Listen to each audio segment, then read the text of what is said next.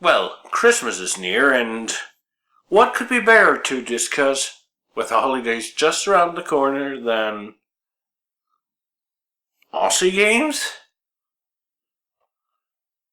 Oh yeah. I had already discussed Christmas games before, so instead I'm going to take a look at the sillier side of competitive gaming. Or rather, sporting, well, if you can call these events sports.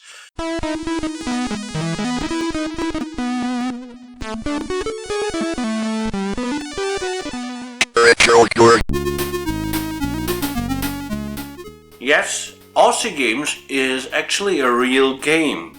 It was created in 1989 by Beam Software, and it was published by Mindscape. It's, well, it sure feels like they were taking the mickey out on Australians. By the way, just in case you're wondering, I've actually taken the time to translate the script that I'm reading from. I've translated it to Australian, which means it's basically English, but more along the lines of Melbourne and Sydney than either New York or London.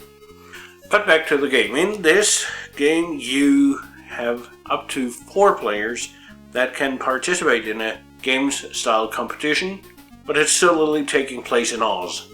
You get to choose between 5 different teams, which are each represented by an Australian animal. Yes, Tasmania, and its Tasmanian devil. They're part of the Commonwealth of Australia, believe it or not. Now, in the Australian safari, which basically is compete in all events, you're not putting prawns, or if you're American shrimps, on the barbie. Instead, you participate in the following 6 different events. Bellywhack, where you try to create the biggest splash possible with your sportsman.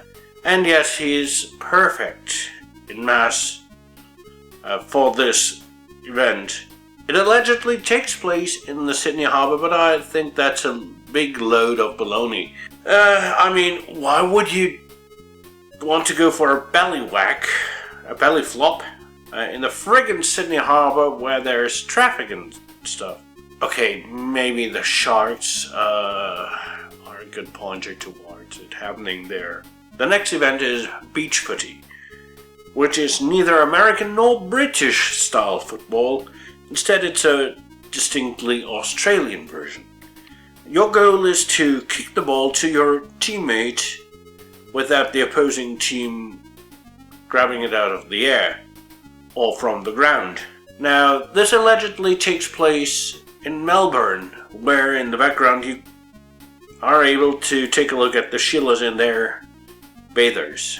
After that, we're heading into the bush, the Australian outback, where we toss around one of the strangest kind of hunting equipment, the boomerang.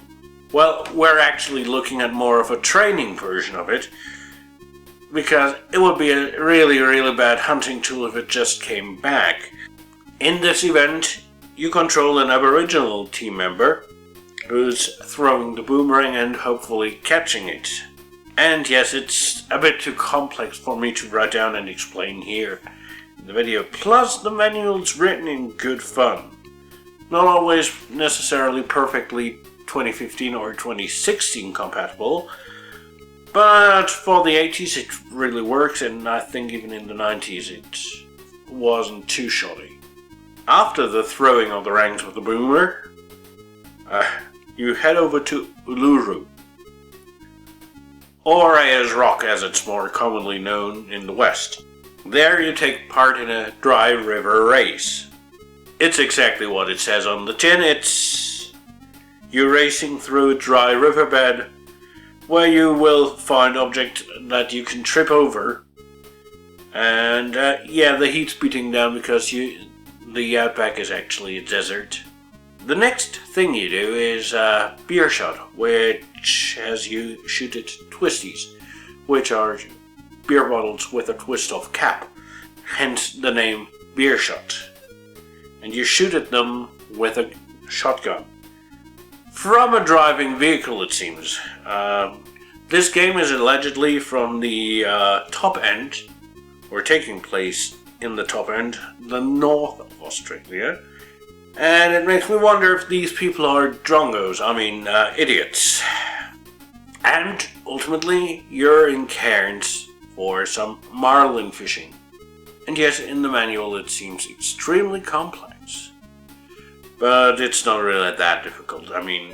It's part tactical game, part fishing simulation. The game comes with sound and music, though I personally find the version of Waltzing Matilda in the main menu really, really annoying. Now, the bad thing is, the game comes on more than one floppy disk.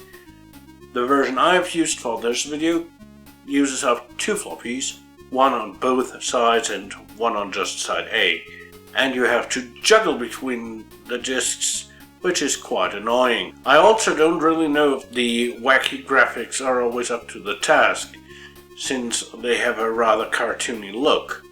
Some of the musical loops, well, they're just too darn repetitive and get annoying quite easily. And it's not only Waltzing Matilda.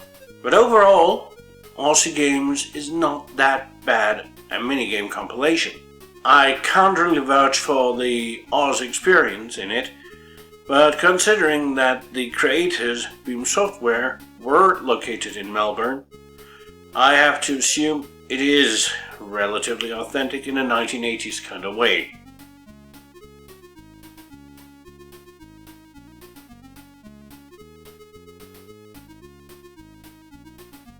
Okay, that's it for this year. I'll be back just after the new year has landed, and I'll go back in time. Yes, I'm going to talk about the 3 Back to the Future games for the Commodore 64. And here's a little spoiler for you. They're not very good, especially not the first 2.